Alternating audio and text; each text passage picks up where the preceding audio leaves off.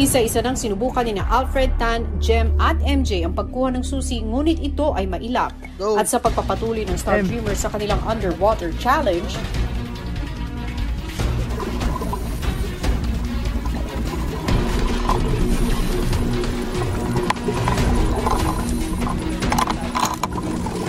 nung makita ko yung mga datambutin namin, medyo madami, parang kinabahan ako kasi alam ko mapapagod kami kasi pabalik-balik kami. Ayan.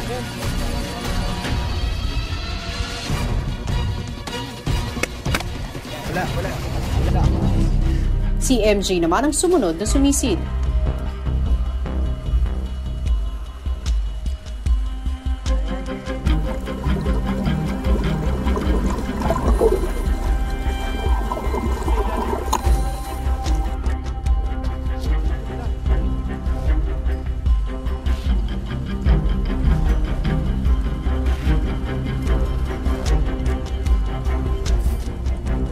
Takbo ka na, kuya. Si MJ unti-unti nang nakakaramdam ng pagod. Hindi tayo makapag-ano eh. Talagang parang walang clue eh. Mahirap. May mga hiwa-hiwalay eh. Mahilig din po ako sumisid pero po di po ako tumatagal sa ilalim ng tubig kasi po hingalin po talaga ako. Sobrang po pagod ako, nasa ilalim po ako ng tubig, parang nahihirapan po ako. Pero pinagpatuloy ko lang po kasi po kailangan eh. Yan na yun. Lagi akong kinakapo sa hininga. Ano yan na yun, kuya? Oo, kasi maliit.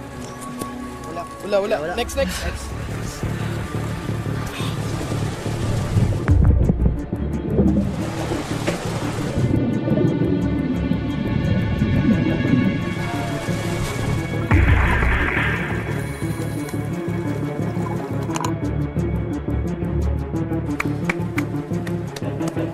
Kaya!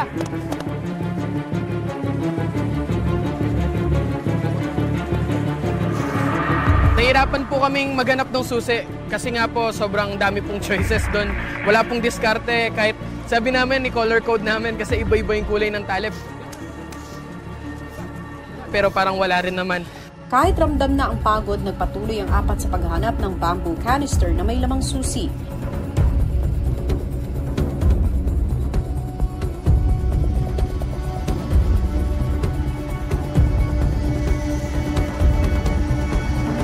Sabi ko sa sarili ko, huwag kang susuko, kaya lang natin yan.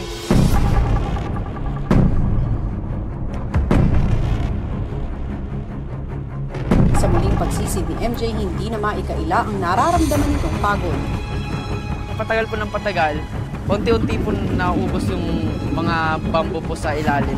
Kaya po minsan po tumitigil ako dun sa may gilid po, tapos kakabit, hihinga. Tapos ilalim naman po, kakabit naman po, hihinga. Kasi po di ko na po alam kung anong gagawin ko.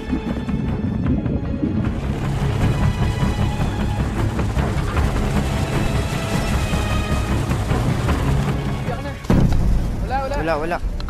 Agad namang sumunod na lumusong si Alfred na sa kabila ng pagod ay determinado pa rin mahanap ang susi. Pagod na rin kami. Pagod na rin ako kasi kakatakbo, kakasisid. Yung medyo malalayo na yung mga kukuhanin namin.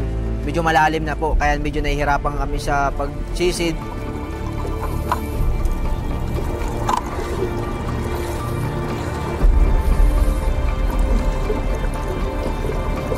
Yan na yun, siya yung first. Siya rin magtatapos. May laman? May laman? Ano yun? Wala ba?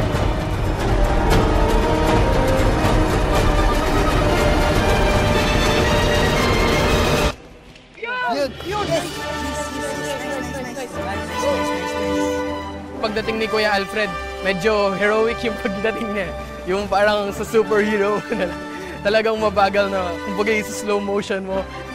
1, 2, 3, 8! Sobrang relief po na yun, nakuha namin. Di po namin na-let down yung kabilang grupo. Makuha na po namin yung pangalawang part ng map. Isang step na lang po para mabuksan na po yung bahay ni Kuya.